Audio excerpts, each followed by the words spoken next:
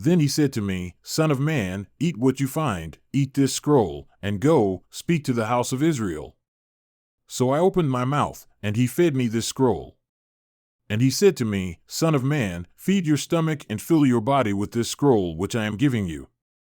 Then I ate it, and it was sweet as honey in my mouth. Then he said to me, Son of man, go now, come to the house of Israel, and you shall speak with my words to them.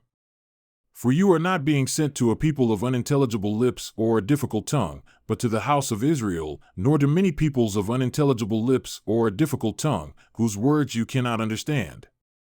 But I have sent you to them who should listen to you, yet the house of Israel will not be willing to listen to you, since they are not willing to listen to me. Surely the whole house of Israel is stubborn with a strong forehead and stiff heart.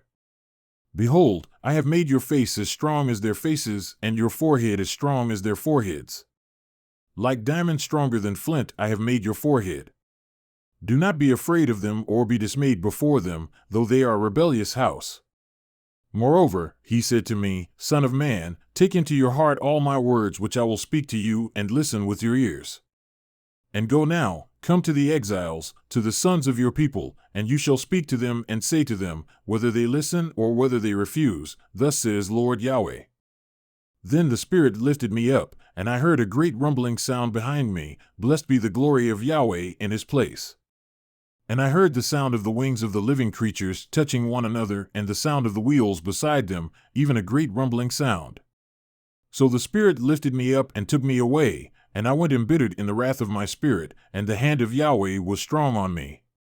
Then I came to the exiles who lived beside the river Chebar at Tel Abib, and I sat there 7 days where they were living, causing consternation among them. Now it happened at the end of 7 days, that the word of Yahweh came to me, saying, Son of man, I have given you as a watchman to the house of Israel, so you will hear a word from my mouth, and you shall warn them from me. When I say to the wicked, you will surely die, and you do not warn him or speak out to warn the wicked from his wicked way that he may live, that wicked man shall die in his iniquity, but his blood I will require at your hand.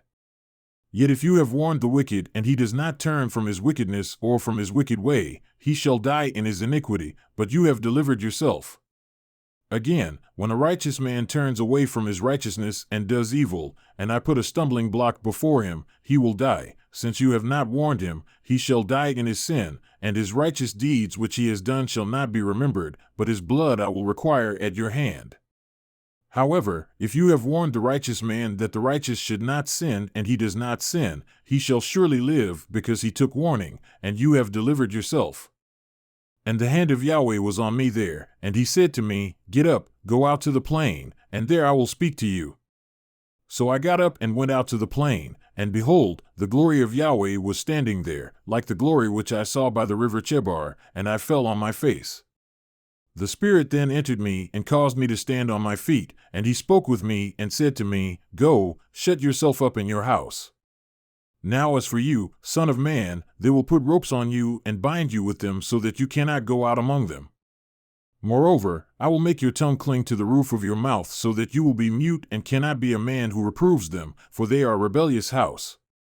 But when I speak to you, I will open your mouth, and you will say to them, Thus says Lord Yahweh.